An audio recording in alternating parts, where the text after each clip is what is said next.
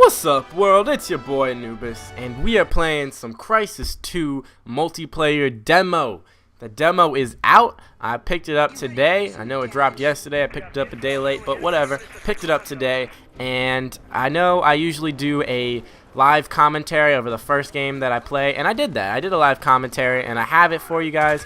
I don't think I'm going to upload, though, mainly because I mean, it wasn't a bad game. I went flawless on it. It wasn't a bad game, but I wanted to upload a commentary over Crysis 2 where I could talk a little bit more knowledgeably about the different features that are in this game. And I kind of felt that way after I played about an hour and a half, that I wanted to do a video where I could talk more in depth about the game. So that's what this is. If you guys are really sad and you want to see that first impressions live commentary, I could do that for you. That's cool.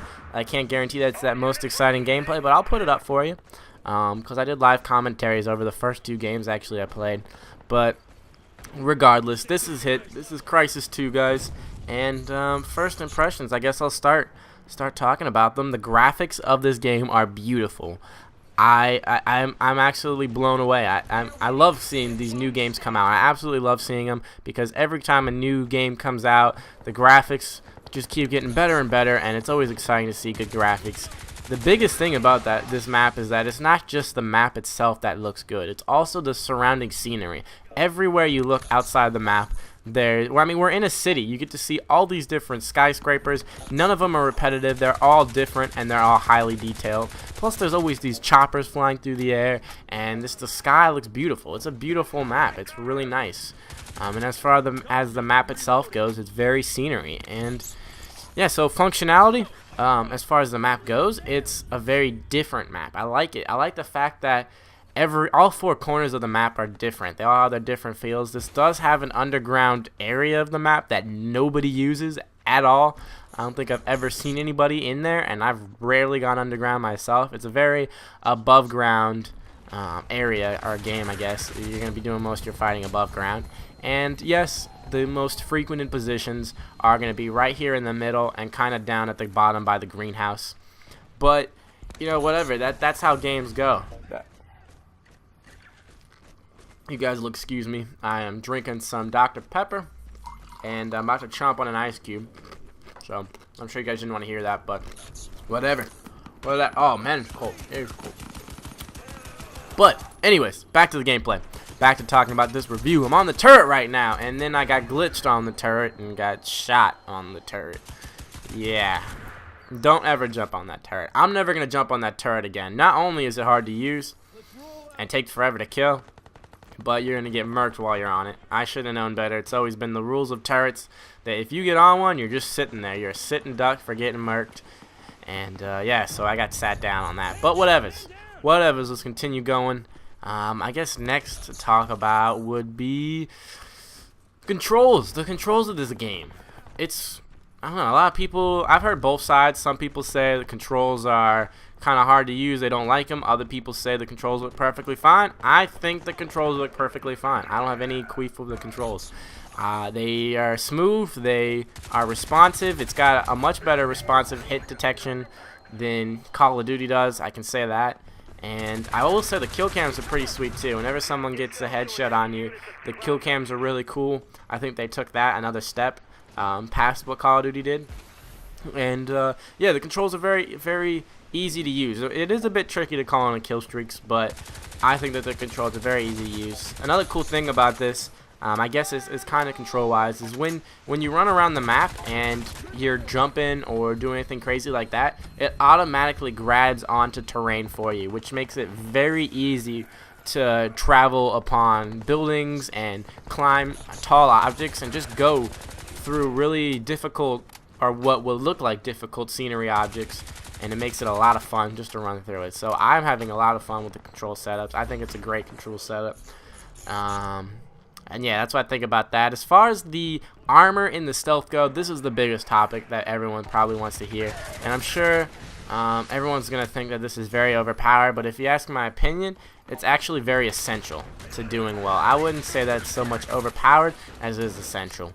And the biggest thing about this game is that even though that you can, yes, turn invisible, and that could seem annoying, there are different perks that you can run once you unlock your creative class at level 5. And there's perks that, such as like this one, that it beeps whenever someone's near you, and every time you got an enemy near you, it beeps. So it's like having a heartbeat sensor that works all the time. So that's there for you guys to use. And then there's other perks. Jeez, I need to drink this Dr. Pepper. It's like my lifeline, my Dr. Pepper. But, alright, so, sorry I keep going so and ums, but this Dr. Pepper is delicious. And I think this is a headshot. Did this guy get a headshot on me? Let's watch. Did he get a headshot right at that? Nope, no headshot. I skipped it. Whatever. But, regardless, the stealth mode and the armor lock mode are essential. You're going to see every time I go around a corner in this game, I turn on stealth mode. You can see right here, like stealth mode on. It's essential if you want to do well at it. It's the best way to go consistent, because being that it's a small map, you never know where the enemies are going to be at. They can be in one spot and the next spot right after. You got to have this stealth mode on so you could kind of sneak around and not get murked by, you know, campers and stuff like that. It's the essential way to beat campers. So that's my opinion on that. The biggest thing though is the perks in this game that I want to touch on real quick. And the perks in this game, unlike Call of Duty, because Call of Duty perks definitely will make or break your character setup, the perks in this game are passive. It is whatever. You can use whatever perks. None of them are really going to help you that much. The biggest thing that's going to help you is just going to be taking advantage of the stealth mode and the armor lock. Those are the only two things that really make a difference in this game. The perks are passive, like I said. And, I mean, they're kind of stupid at the same time. But I'm not saying that's a bad thing. I'm not saying that's a bad thing whatsoever. I actually kind of like it, because it lets someone who's coming into the game that's brand new be on a kind of even playing field, so to speak, where it's just a matter of who has better gunplay and who's a more strategic player. Because one of the biggest things that this game has over Call of Duty is the strategic feel of it. In Call of Duty, it's more about being a good shot and taking advantage and camping, and well, not camping, taking advantage and getting people as they camp in their spawns is what I meant to say. Whereas this game mode, it's about being stealthy and catching people off guard. You know, you could sit in the corner, for crying out loud. Go for it if you want to have a boring gameplay. But if you want to have fun with this game mode, you're going to want to just jump around and take advantage of your stealth mode and just catch them as they're running all around. But anyways, guys, 13-6 is a pretty good game for this game having just dropped. And I hope you all enjoyed me picking up the final kill right there. If you all want to see more Crysis 2, I will be more than happy to upload this. Am I going to buy this game? We shall see. I haven't decided yet. I have heard from one of my buddies that the single player on this game mode is awesome. Heard it's pretty epic, so I might honestly pick this up. It comes out in, I think, March, January, February, March. I think it comes out in March, and I figure by about that time I should be close to 15th prestige, so most likely I will end up picking this game up if I'm just bored and if I've beaten Call of Duty. You know, once I've gotten past the point where I've unlocked everything on Black Ops, I'm gonna need something else to kind of give me that competitive drive of unlocking stuff, and this just might be it. So you guys can expect to see some more of this probably, and if you really want to see this, hit the thumbs up, hit the like button, give me a comment, and I will put more up for you guys. So anyways, go merc something, beast it out. Thank you all for watching, and I will see you with my next video. Peace.